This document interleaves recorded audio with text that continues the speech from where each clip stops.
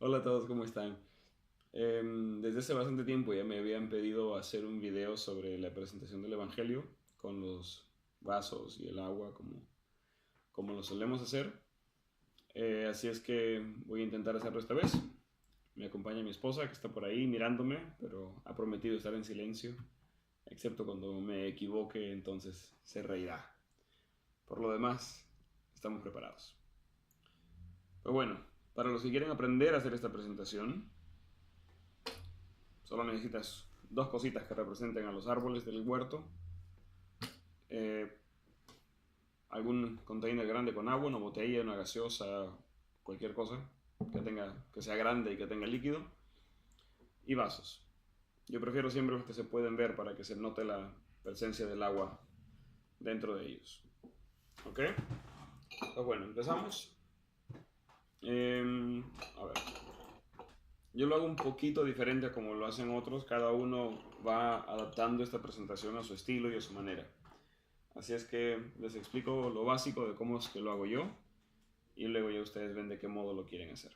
Pero bueno, para explicar un poquito cómo lo divido esto antes de empezar, eh, generalmente explico la historia del pecado, la historia entre el hombre y el pecado, cómo hemos ido decayendo desde el plan perfecto de Dios hasta donde estamos ahora.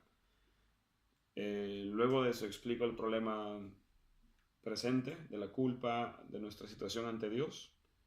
Hacerle entender a la gente el problema de ser culpables del pecado y luego paso a las buenas noticias. Si no explico las malas noticias, las buenas noticias no tienen sentido. Así es que explico primero las malas noticias acerca del pecado, lo mal que estamos con Dios y las consecuencias de eso. Ya van a ver cómo. Y luego explico cuáles son las buenas noticias. Del rol de Jesús, de su muerte y cómo podemos unirnos a su muerte para poder ser adoptados por Dios. Y luego de eso es la misión, ser enviados para anunciar el mismo mensaje a otros. Entonces, esa es básicamente la esencia detrás de la explicación. Pues ahora, la explicación. Pues bueno, en el principio pensemos que este es Dios, ¿ok? Este es Dios. Y Dios creó a Adán y a Eva, ¿ok? Dios los creó a su semejanza y no había nada que pudiera separar al hombre de Dios. No había nada que separase al hombre de Dios. El hombre estaba en una perfecta unión a Dios. Eso quiere decir que no había pecado. Ahora imagínate, si no hay pecado, no hay culpa. Si no hay culpa, no hay vergüenza. Si no hay vergüenza, no hay miedo. No hay desconfianza tampoco, porque sabemos que nadie tiene pecado, que nadie va a procurar hacernos mal. Entonces imagínate, un mundo sin pecado, sin miedo, sin vergüenza, sin culpa, sin rechazo, en una entera confianza entre todos, unos para con otros, para con Dios. Era un mundo ideal. Y es así como Dios diseñó las cosas originalmente. Estábamos juntos con Él. No había nada que nos separase de Él. Y Dios puso al hombre en un huerto donde había muchos árboles de todo tipo y el hombre podía comer de todos los árboles para vivir. Ellos andaban desnudos y no se avergonzaban porque no tenían un sentido de vergüenza, porque no había culpa, no había pecado. Así es que no había cosas secretas. Y andaban Adán y Eva juntos. Y en el huerto puso Dios dos árboles muy importantes. Uno era el árbol de la vida. Mientras comiesen de este árbol, ellos vivirían para siempre. Podrían tomar de sus hojas y nunca morirían. El otro árbol era el árbol del conocimiento del bien y del mal. Dios les dijo, cuiden de este árbol, pero el día que coman de este árbol, morirán. Y los dejó ahí, y Dios salió de la escena, y se quedó Adán y Eva solos. Ahora, están en el huerto, y están aquí ambos árboles. Y sabemos lo que pasa. Viene la serpiente, o cualquiera haya sido ese animal, y empieza a hablar con Eva. Ahora te hago una pregunta.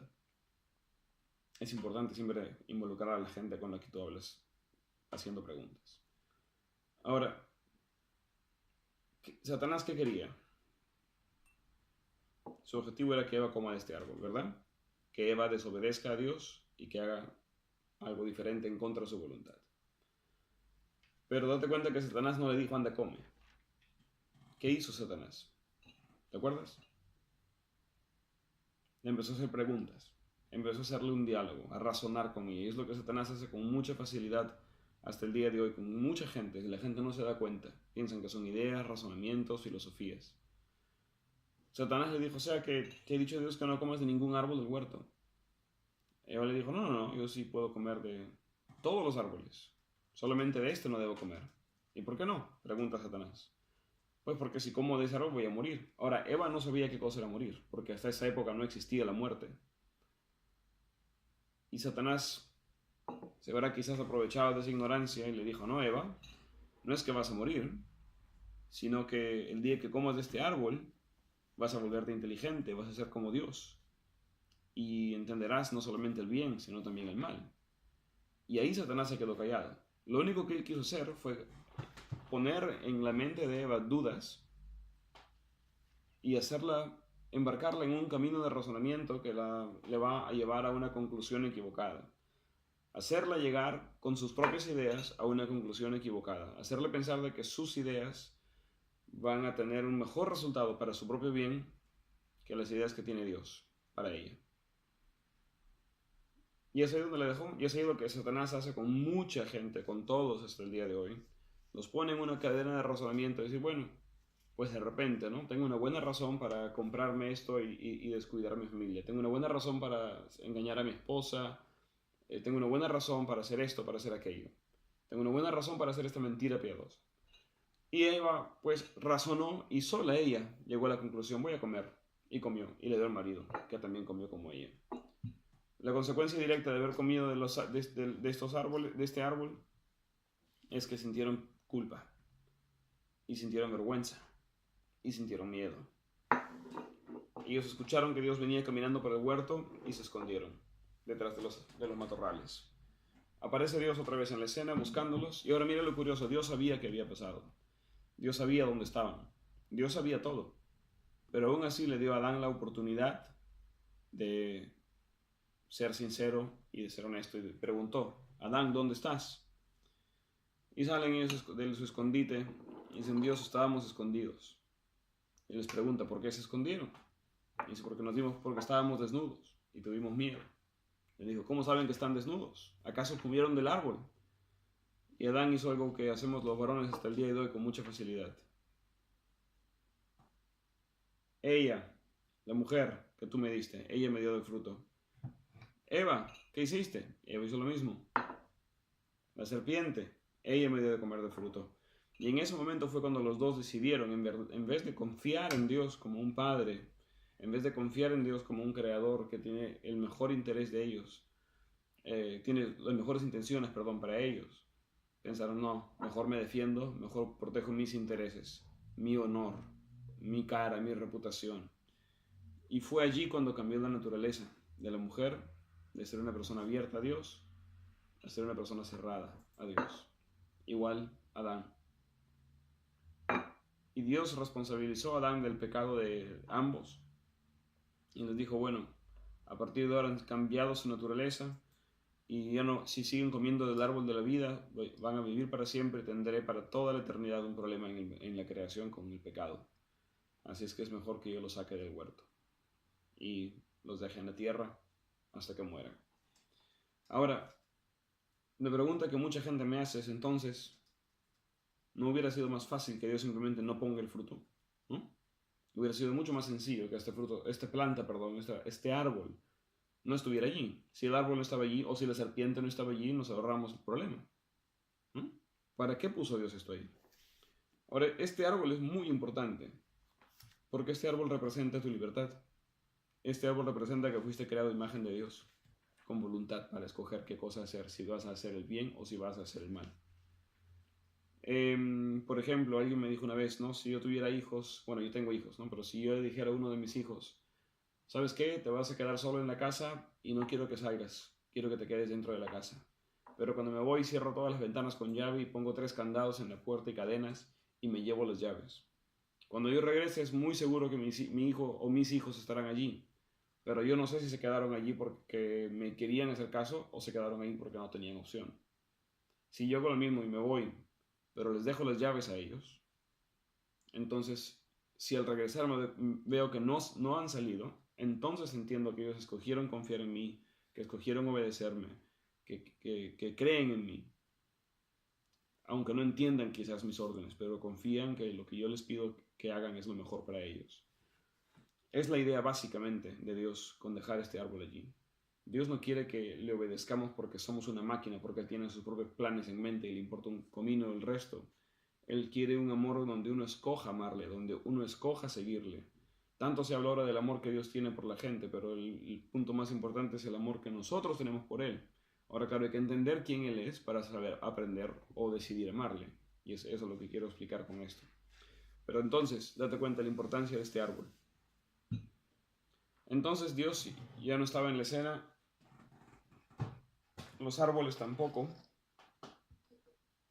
y ahora estaban Adán y Eva, solos en un mundo árido, un mundo sin frutos, un mundo en el que hay que trabajar muy duro para conseguir lo que uno necesita, ambos cerrados a la bondad, al amor de Dios, egoístas, ahora estaban enfocados en sí mismos, enfocados dentro de sí mismos, en el propio beneficio de cada uno, ya no pueden confiar plenamente el uno en el otro. Y es ahí donde empieza la tragedia del mundo en el que estamos. Dios nos dio un mundo perfecto y nosotros lo hemos empezado a destruir, generación tras generación. Ellos tuvieron hijos, pero los hijos de ellos no nacieron así, nacieron cerrados también como ellos. Y les nacieron muchos hijos. La Biblia dice que ellos tuvieron muchos hijos e hijas. Todos cerrados como ellos. Todos ellos. Lo pongo así de costado para que lo puedan notar mejor. Ahí. Adán y Eva y todos sus hijos. Ahora, ellos estaban cerrados, ellos no vieron a Dios, ellos no experimentaron a Dios como lo habían experimentado ellos. Solo conocían a Dios de oídas, de lo que los padres le contaban. Y empiezan a salir de religiones. Ellos creyeron, porque bueno, pues no conocían otra cosa, ellos le contaron, creyeron. Pero uno dijo, pues yo voy a alabar a Dios, le voy a darle animales, yo le voy a dar de mis plantas, y yo le voy a cantar música, yo voy a hacer iglesias, yo voy a hacer un retiro, un monasterio. Cada uno salió con su propia idea. Y se empiezan a pelear entre ellos porque Dios aceptó a algunos, a otros no, porque tenían un mal corazón. Y empezó el conflicto, y empezó la guerra, y empezó el pleito, y la competencia entre ellos, que es lo que tenemos hasta ahora. El mundo religioso, peleando y compitiendo unos con otros. Y ahí hemos llegado hasta ahorita. Ahí es donde estamos tú y yo. Un mundo donde todos nos envidiamos, donde todos peleamos, donde todos codiciamos. Uno dirá, ok, yo soy ladrón, pero yo no soy mentiroso como era mi padre. Mi padre dirá, ok, yo soy un mentiroso, pero yo no era un arrogante como era mi mujer. La mujer de ella, yo sería arrogante, pero no era, no sé, abusivo como mi abuelo. Mi abuelo de ahí era abusivo, pero yo no era un violador como el vecino, y el vecino dirá otra cosa. Y cada uno dirá que cada uno dirá, yo no soy perfecto, pero tampoco soy tan malo como fulano, o como mengano, o como este, o como aquel. Sean iglesias, sean personas, sean familias, sean grupos sociales, culturas, siempre es lo mismo. No soy perfecto, pero no soy tan malo como. Y es así donde llegamos al mundo donde estamos ahora. Piensa en un pleito en casa, donde un hermano y una hermana se pelean, o un padre y una madre se pelean. Si cada uno de ellos tuviera un ejército bajo su mando, esa pelea no sería una pelea, sería una guerra. Mi punto es que en el corazón el pecado es igual. Podemos juzgar a los gobernantes del mundo de corruptos, de ladrones, arrogantes, egoístas, pero nosotros somos iguales, solo que no tenemos el poder que ellos tienen. Y el mundo está así. Estamos todos en esa condición ahorita. Y nos comparamos unos con otros y siempre encontraremos a alguien mejor, pero también siempre encontraremos a alguien peor. Ningún criminal, el más criminal de los criminales, roba y mata y asesina sin razón. Tienen alguna razón para hacerlo, alguna motivación, o son víctimas de algo.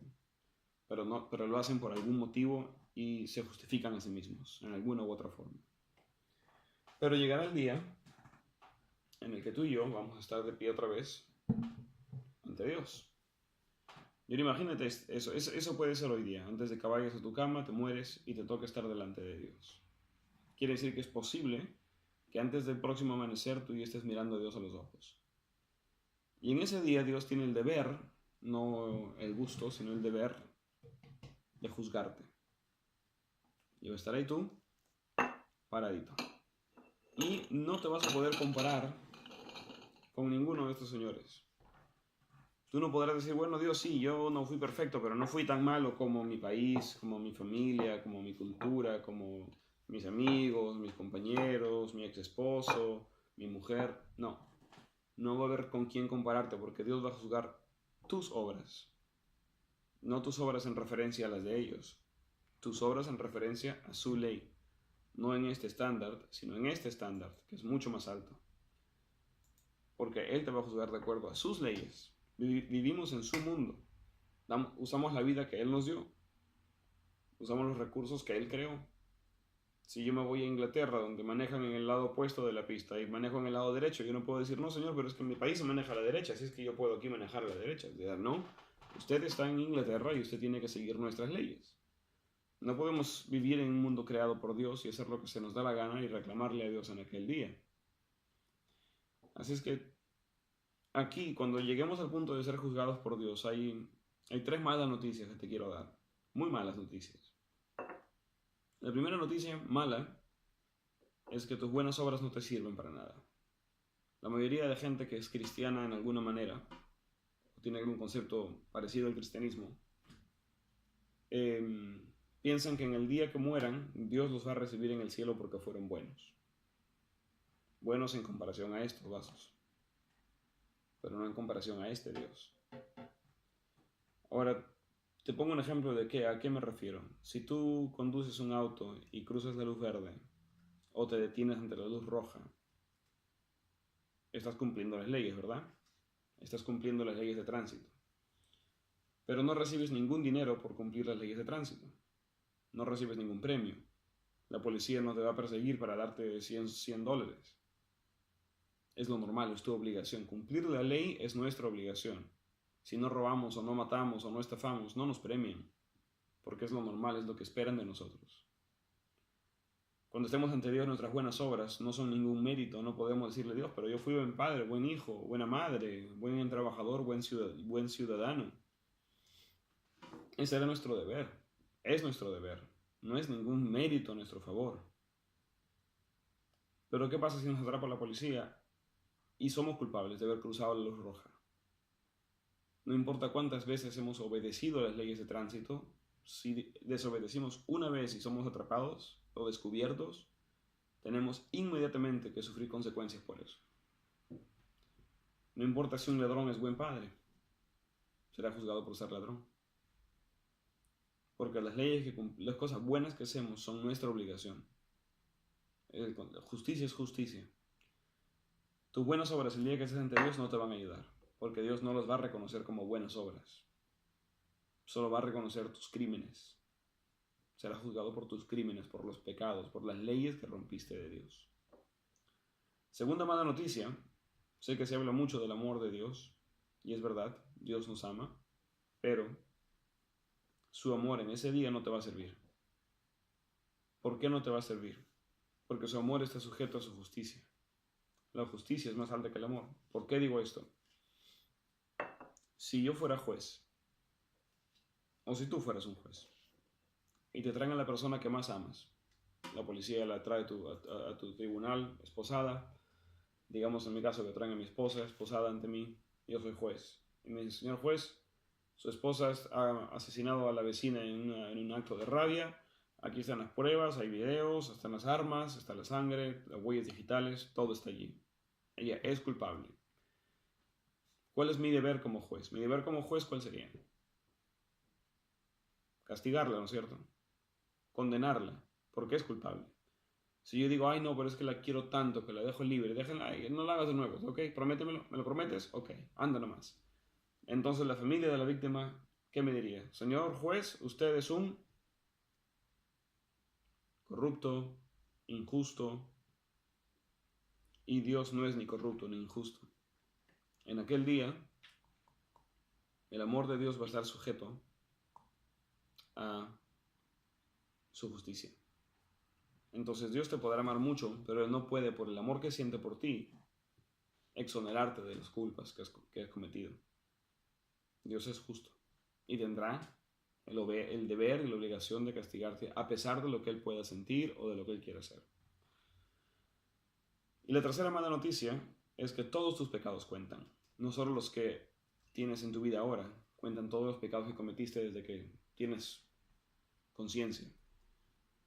¿Tú has visto a veces, por ejemplo, cómo encuentran hasta la fecha de ahora soldados de la Segunda Guerra Mundial o oficiales nazis que ya tienen una vida normal en otro país, con otro nombre y viven tranquilos, pero cometieron crímenes de guerra y los meten presos? Hace poco un señor de 95 años lo encontraron y lo metieron preso porque a pesar de que su vida había cambiado, de que ya no mataba a nadie, se había vuelto un ciudadano normal, tenía crímenes sin pagar.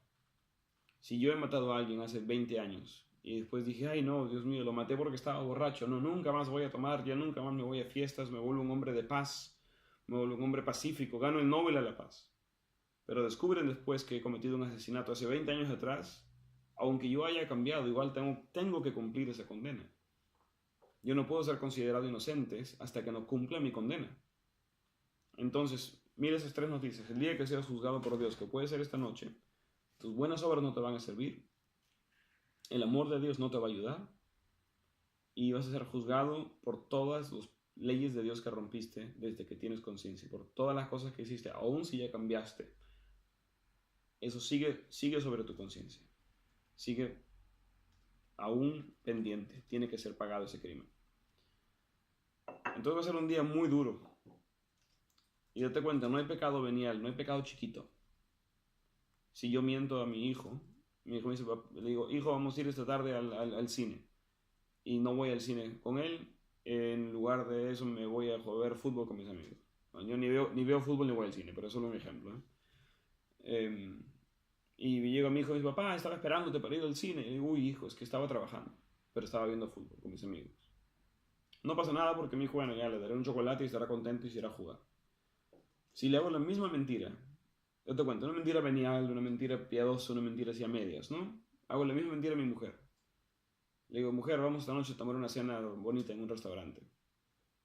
Y en lugar de eso me voy a ver el fútbol con mis amigos.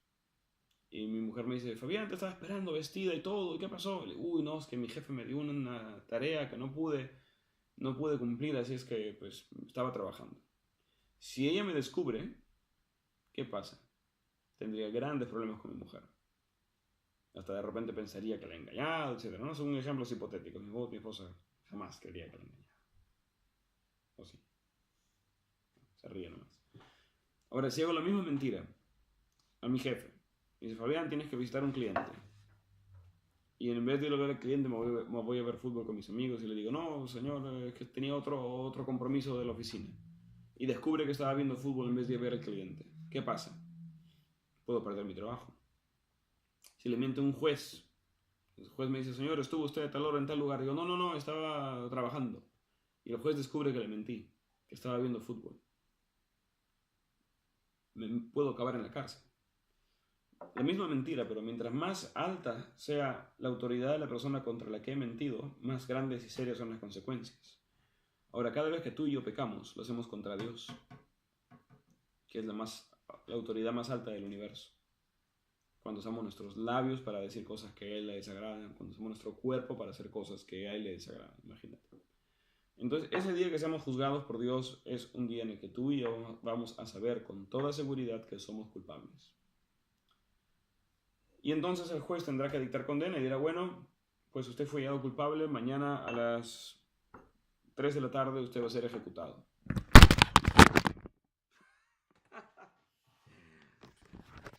Y mi teléfono fue ejecutado. Ah.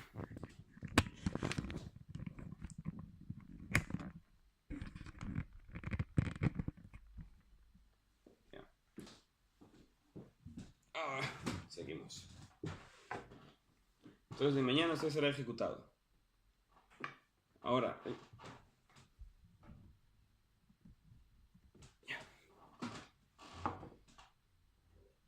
y el juez dice, yo tengo una idea, le propongo una cosa. El juez dice, yo tengo un hijo. Mi hijo está perfectamente unido a mí. No hay nada entre mi hijo y yo. y él hace todo lo que yo le digo. Todo. Le propongo algo. Mi hijo mañana a las 3 de la tarde se va a hacer pasar por usted. Usted le va a dar su pasaporte y él va a decir que él es usted. Y él va a tomar su muerte. Yo lo voy a mandar a que muera en su lugar. En lugar de eso, usted tendrá que tomar su vida y yo lo voy a adoptar. Usted va a ser mi hijo. No va a ser mi vecino, va a ser mi hijo. Si usted toma la vida que mi hijo va a dejar, él tomará la muerte que usted debería tomar. Y ese es el trueque que Dios propone. Ahora, muchos quieren tomar a Jesús como su salvador. Sí, muere por mí, paga mis pecados, quítame la culpa, bórrame mis ofensas. Pero no quieren que Él sea su Señor, que no quieren que Dios sea el Señor de sus vidas. Ellos quieren ser solo vecinos de Dios, que lo van a visitar en ocasiones especiales y le llevan un regalito. Pero hacen su vida como se les da la gana. No, Él dice, Él es tu Salvador, tú eres el Hijo. Dios se vuelve tu Señor. A partir de ahora vas a vivir en su casa, vas a comer a su mesa, pero vas a hacer lo que Él diga y vas a andar junto con Él sin que nada te separe, tal como su Hijo lo hacía. Tomas la vida que Él dejó y Él toma la muerte que tú merecías. ¿Cómo hace Dios esto? Y aquí vienen las buenas noticias. Tú y yo estábamos perdidos, cerrados en un mundo de pecado, y en eso, en medio de este desastre, Dios envía a Jesús. Alguien hecho como nosotros, pero con una diferencia. Él estaba abierto a Dios y nosotros cerrados a Dios. Y Él estaba hecho del mismo material que nosotros, de un cuerpo humano. Y Él llega entre nosotros y ¿qué hace Él? Él empieza a predicar. Tú sabes que hacía Jesús. No solo predicaba el Evangelio, no era solo un predicador, no era un pastor. Él que hacía, sanaba enfermos, echaba fuera demonios, liberaba endemoniados. Antes de empezar con todo esto, ¿cómo podía hacer todo esto Jesús? ¿Qué autoridad tenía para hacer esto? A los 30 años dice la Biblia que Él fue bautizado en el río Jordán. Y cuando salió del agua, no sé si sabes la historia que pasó, el espíritu que había adentro de Dios, en el corazón de Dios, entró en Jesús y lo llenó. Y es por ese espíritu que tenía Jesús en él, que Él empezó a ir entre la gente. Y pudo hacer todos los milagros que hizo, sanar a los enfermos, liberar demonios, limpiar leprosos, resucitar muertos. Y luego de eso Él cumplió con su parte del trato por adelantado. Dijo, bueno, voy a morir y pagar la muerte que todos merecen. Y fue crucificado y fue enterrado. Como no había pecado en Él, 3 días después la muerte no lo pudo retener y Él resucitó. Al resucitar Él se fue a sus amigos y les dijo a sus amigos, vayan por el mundo y hagan discípulos.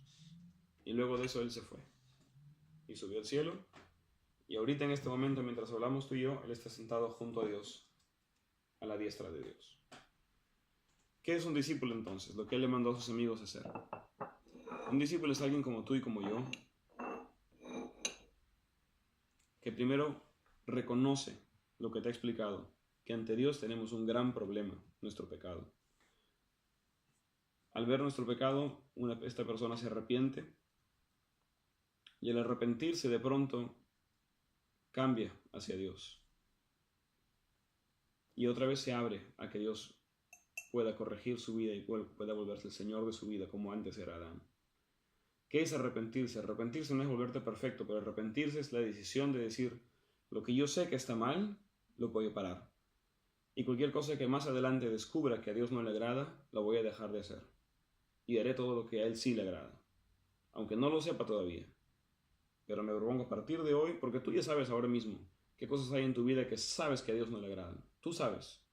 Quizás no todo, pero hay muchas cosas de las que estás consciente. Y hay muchas cosas que tú sabes que podrías o deberías hacer y que no las haces. Así es que, pues, ese es el momento de arrepentirse. Ahí uno se abre a Dios, pero hay un problema, que todavía tenemos este cuerpo que está adicto al pecado, con todas las heridas del pasado y con toda la culpa y la vergüenza de las cosas que hemos hecho mal. Ese cuerpo tiene que morir. Y es aquí donde se sella ese contrato de adopción, en el que el juez se convierte en tu padre y te adopta. Y la muerte de su hijo entra a contar para ti también. El momento en el que nos unimos a la muerte de Cristo. ¿Y ese cuál es? El bautismo. Cuando te bautizas, tú te unes a Cristo en su muerte. Mueres a tu pasado, mueres a tu yo, mueres a tu ego, a tus planes, a tus hobbies, a las cosas que te dan valor, mueres a todo eso. Y cuando sales, tienes la identidad de Jesús y Dios te llena de su Espíritu Santo a través de la imposición de manos de alguien. Cuando eres lleno de su Espíritu Santo, vas a poder actuar en los dones del Espíritu, vas a poder profetizar, vas a poder hablar en lenguas, vas a poder comunicarte con Dios, escuchar a Dios, y te verás exactamente igual que Jesús. Y entonces, tú harás lo que Él hacía. Irás entre la gente que no conoce a Dios y les predicarás lo mismo. Arrepiéntanse, crean, bautícense para el perdón de sus pecados y recibirán el don del Espíritu Santo. A los que crean, los tomarás tú mismo y los bautizarás. Y al salir del agua, impondrás tus manos sobre ellos y recibirán el don del Espíritu Santo, e igual que tú, hablarán en lenguas, profetizarán, echarán demonios, e irás y buscarás a otros. Esta persona irá a uno, tú irás a uno más, y así el reino de Dios va creciendo uno a la vez. Personas llenas del Espíritu Santo, que viven tal como Jesús vivió. Personas cuyo Salvador es Jesús, pero también es su Señor y su Rey, no solamente su Salvador. Entonces, hasta ahí llega la cosa. Pero un día, dice la Biblia, Jesús volverá. Él va a regresar. Y cuando regrese, dice la Biblia, no, Él no va a regresar para salvarnos, como lo hizo en aquel entonces. Él regresará para juzgar. Es más, la Biblia dice que regresará para vengarse, para poner a sus enemigos por abajo de sus pies. Y Él le dirá a sus ovejas, pónganse a la derecha mía, y a los cabritos a la izquierda. Y a las ovejas les dirá, bienvenidos al reino de mi Padre. Pasen a este reino preparado para ustedes desde antes de la fundación del mundo. Y a los cabritos les dirá, apártense de mí, al fuego eterno preparado para Satanás y sus ángeles. Y hasta ahí llega la historia de la Biblia. La pregunta ahora es entonces, ¿dónde estás tú? ¿Estás aquí, abierto a Dios y lleno de su Espíritu, viviendo como Jesús vivió? ¿O estás aquí, cerrado a Dios, lleno de miedos, egoísta, lleno de pecados, con un corazón de piedra, endurecido por el pecado y las culpas y los abusos? ¿Dónde estás? O de repente estás aquí en el medio, ni uno ni otro. Crees en Dios, tu vida ha cambiado ya un poco, pero aún no estás viviendo libre del pecado, aún no ves los poderes de Dios en tu vida, todavía andas confundido en tus tradiciones quizás. ¿Dónde estás? Si estás aquí, ¿qué es lo que tienes que hacer para llegar aquí? Si estás aquí, ¿qué tienes que hacer para llegar aquí? Porque esta es la única oveja que será recibida en el cielo. Te darán miles de preguntas. Mira, sí, pero si no tuve tiempo, no, la pregunta no es si no tuviste tiempo, la pregunta es, ¿tienes tiempo ahora de ser bautizado? Puedes ser bautizado hoy y ser lleno del Espíritu Santo hoy. Todo esto puede pasar en un solo día, en un solo momento, como pasaba en el libro de Hechos en la Biblia. Y es como yo lo veo pasar hasta ahora constantemente. Las personas creen en Dios, se arrepienten de sus pecados, dicen, ya no más, quiero vivir para Dios, no para mí, y son inmediatamente bautizados, y al salir del agua, oramos por ellos y reciben al Espíritu de Dios y pueden inmediatamente empezar a escuchar la voz de Dios y empezar a manifestar los dones del Espíritu Santo, el poder que Jesús tenía. Entonces, mi pregunta es, esto es lo que Jesús dijo, Juan 3, el que nace del agua y del Espíritu, entrará al reino. Si no mueres en el agua al ser bautizado, ¿cómo vas a volver a nacer si no has muerto primero? Jesús le llamaba esto volver a nacer, Juan 3. Entonces, esto es lo ideal y esto es lo que te hace una nueva criatura, lo que te hace ser aceptado en el cielo por gracia, cuando te veas como Jesús, porque aceptado por tus buenas obras, como te mostré, no vas a ser aceptado por buenas obras. Tienes que volver a nacer, nacer en el reino de Dios, ser un hijo de Dios, abierto a Dios, libre del pecado, lleno de su Espíritu, viviendo como Jesús vivió, siendo lo que Jesús fue, porque eso es ser un discípulo. Un discípulo no es el que sabe lo que su maestro sabe, un discípulo es el que es lo que su maestro es. Así es que los dejo con esa pregunta. Esta es la explicación. Puedes variarlo, agregarle cosas, quitarle. Me he extendido lo más que he podido con todos los ejemplos que se me vienen a la cabeza. Pero no tiene que ser tan largo, no tiene que ser con vasos y con una jarra. Puedes hacerlo con piedras, con ramas, con hojas, con lo que tengas al alcance. O simplemente con preguntas, sin necesidad de nada de esto. Depende de ti. Pero te aconsejo practica esta presentación. Practícala con varias personas. Practíquenlas unos a otros para estar siempre listos para presentar el Evangelio. Y si una persona que escucha esta explicación está dispuesta a bautizarse, háganlo de inmediato. De inmediato. No hay que esperar.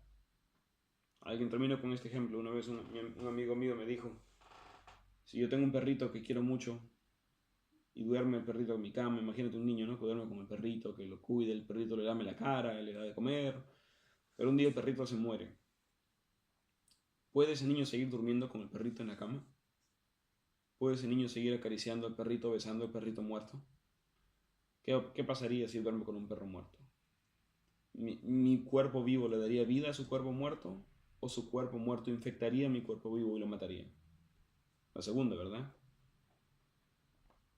Si andamos con un corazón de carne, arrepentidos, pero cargando con este cuerpo muerto encima, la muerte va a quitarnos la vida y acabaremos regresando al pecado. Haber cambiado no basta, tenemos que cambiar no solamente nuestros actos, tenemos que cambiar nuestra naturaleza, quiénes somos. De ser acusados en la corte de Dios, a ser hijos adoptados y escogidos por Dios. Pero bueno, espero que les ayude.